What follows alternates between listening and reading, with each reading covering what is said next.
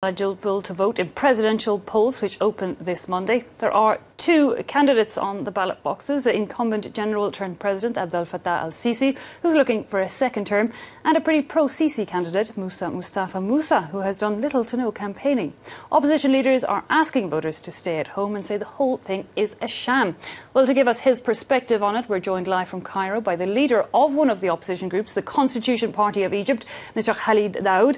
Thank you for your time. Firstly, can I ask you, is boycotting the vote really the solution? Surely it would be more effective to offer voters an alternative.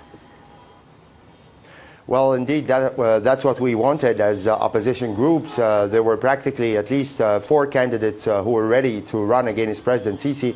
However, unfortunately, we basically saw a very organized attempt to exclude any serious opponent for the president.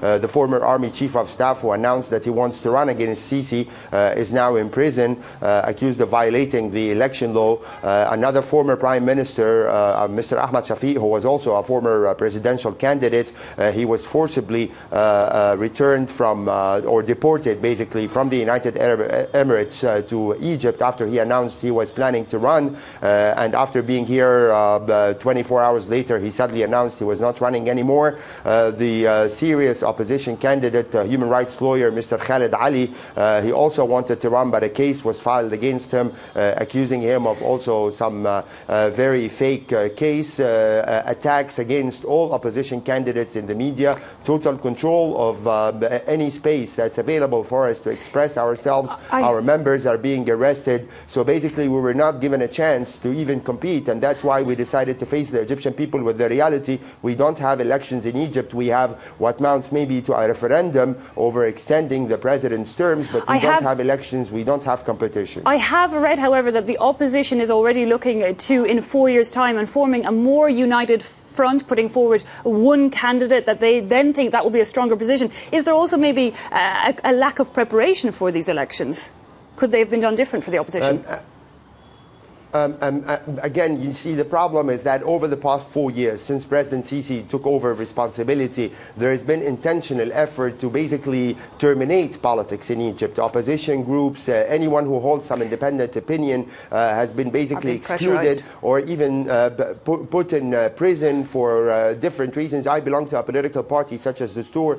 I mean, not just for trying to organize a peaceful march or something like this, we get arrested, but even some of our members get arrested for posting opinions on Facebook page. I have at least 5 members in prison right now who are basically, all their charge is writing something on Facebook or Twitter which they deem to be against the regime. When we announced that we were boycotting the elections, the prosecutor general referred this to investigation with the charge of attempting to overthrow the regime. Even though at the end of the day, all what we did was basically issuing a statement telling the Egyptian people, this president doesn't want any serious competition, and that's why we call upon you to stay at home. And that's what will happen. I think a lot of Egyptians will stay at home. Yes, millions of Egyptians will go to the ballot box because they support Sisi, but those who do not support them do not find themselves, do not have a candidate who expresses their point of view and who can debate the policies of the president over the past 4 years because of this atmosphere of fear that we've been living through over the past 4 years, very unfortunately. So you're hoping, Mr. DAWOUD, that your call for a boycott will be heard by at least some Egyptians, but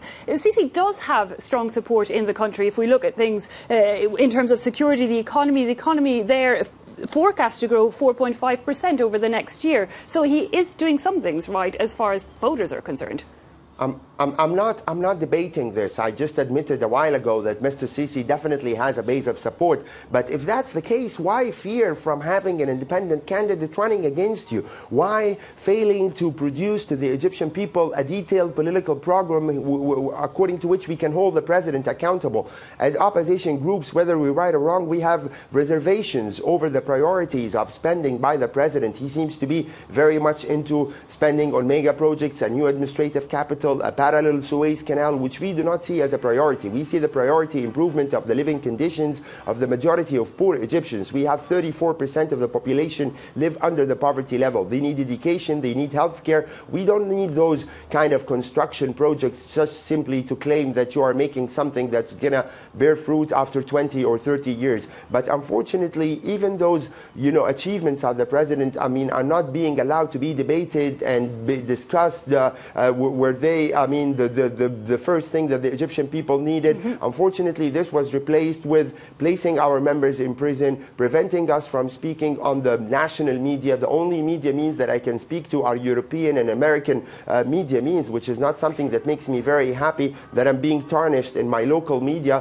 while at the same time I'm only given space on other media means. And Mr. Dawoud, let's look then, with no opposition, substantial opposition running, everybody's expecting Sisi to get that a second term in office. I hope you can still hear me. I can see the image has frozen somewhat. But we are hearing that a second, constitutionally currently in Egypt, a second term would be Sisi's last term in office. However, there's talk that he might try and change the constitution. And I'm wondering just exactly how easy that would be, Mr. Dawoud, if you can still hear me. No, I am being told that sadly we have lost that live connection to Cairo, where we were getting the opinion of Mr. Khaled DAWOUD, a leader of the Constitution Party of Egypt, who is clearly not very impressed with